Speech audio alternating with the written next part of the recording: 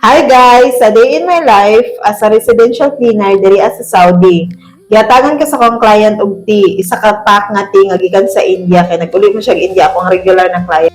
Kay last time man good gipainom ko niya og tea di ni anak sa iya nga lamian ni nga tea madam oy.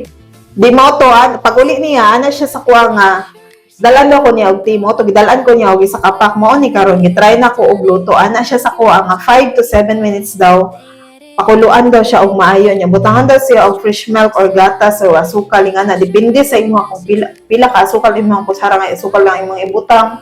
Kung hinamis ka, depende sa imo ha. Basta lutuon mo siya 5 to 7 minutes. So kay Riz, di ba na ako'y time magluto-luto anak day, na ako'y time magpakulo anak day. Kung duty man gud nako, wala ko'y time kay kapoy kaayo, nya gikan mga sa trabaho nya magluto-luto pa ka ang ako ana, pag abot na ko gusto na ko mukaon da ano. So kani nga time naghumol ko og uniform daan kay para ugma sa buntag ako ana siyang labhan. Then nagluto ko og sudan nga para pang duha ka adlaw kay pag abot sa trabaho dili mo ganahan nga magluto pa. Ang ako is inito na lang siya tapos mukaon kay 8 ka oras ka day nagkusko sa bahay day niya paghuman pag abot nimo muluto baka wala na koy time ana day.